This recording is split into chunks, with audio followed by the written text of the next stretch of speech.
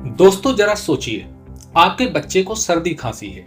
आप डॉक्टर के पास जाते हैं, वो आपको एक कप सिरप देता है और उसी सिरप को पीने के बाद बच्चे की तबीयत इतनी बिगड़ जाती है कि उसकी किडनी फेल हो जाती है।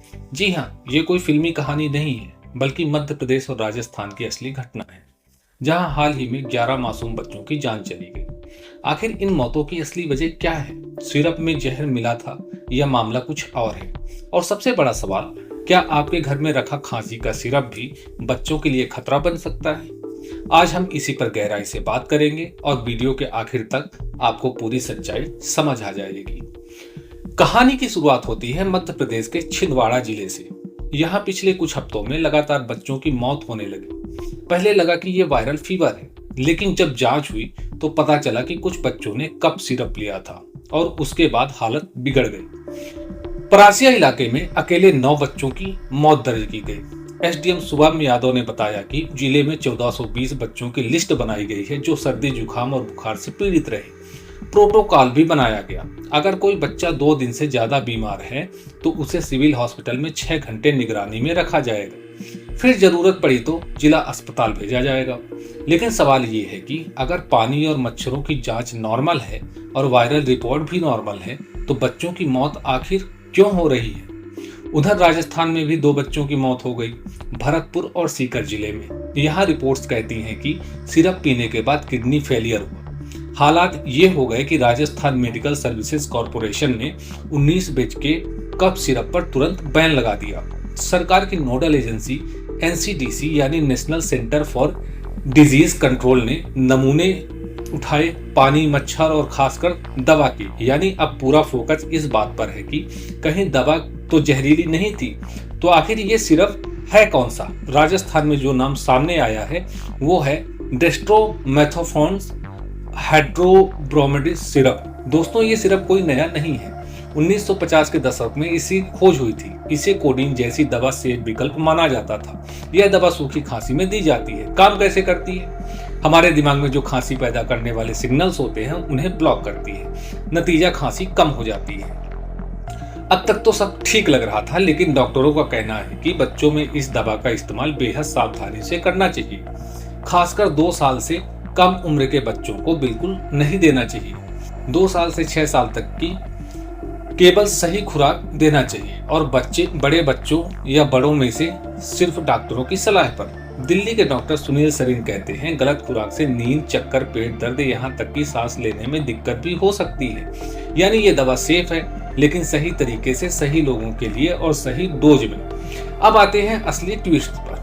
मीडिया रिपोर्ट्स कह रही थी कि बच्चों की मौत सिरप से हुई, लेकिन जब स्वास्थ्य मंत्रालय ने जांच करवाई तो बड़ा खुलासा हुआ।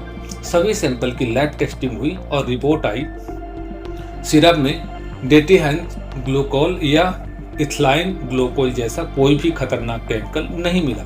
याद रहे, ये वही केमिकल्स है जिनकी वजह से पहले भी कई देशों में बच्चों की मौतें हुई थी, खासकर गाम्बिया और उज्बेकिस्तान में। यानी साफ है कि दवा में वो जहर मौजूद नहीं था जिसकी हमें आशंका थी।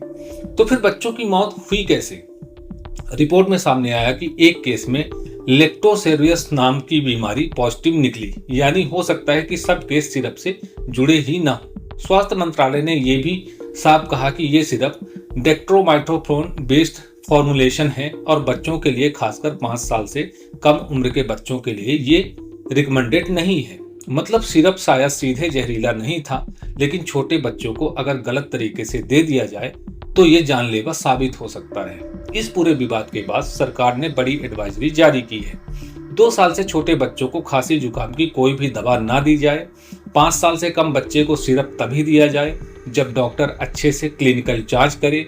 पहला विकल्प हमेशा गैर दवा उपाय होना चाहिए, जैसे आराम ज्यादा, पानी और होम केयर।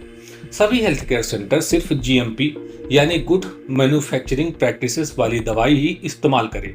यानी साफ है, सरकार भी अब और सतर्क हो गई है। दोस्तों, बच्चे भगवान का रूप होते हैं और उनकी जान किसी भी एक्सपेरिमेंट या लापरवाही से नहीं जानी चाहिए। ये मामला हमें 2 बड़ी बातें सिखाता है। पहली, दवा चाहे कितनी भी कॉमन क्यों ना लगे, बच्चों को कभी बिना डॉक्टर के सलाह के ना दें। दूसरा, हेल्थ सिरप को और सख्त होना पड़ेगा ताकि बाजार में सिर्फ वही दवाई पहुंचे जो पूरी तरह से सुरक्षित है। आज भले ही मंत्रालय ने कहा कि सिरप में जहर नहीं था, लेकिन इससे ये सवाल खत्म नहीं होता कि आखिर 11 मासूम क्यों मरे। जांच अभी जारी है और हम उम्मीद करते हैं कि सच सामने जरूर आएगा। तो दोस्तों, आपको क्या लगता है, क्या बच्चों की मौतों के पीछे सिरप ही था या कोई और छुपा हुआ कारण? अपनी राय कमेंट सेक्शन में जरूर बताएं। और हाँ, अगर आपके घर में छोटे बच्चे हैं तो ये वीडियो जरूर शेयर कीजिए ताकि हर माता पिता सचेत हो जाएं।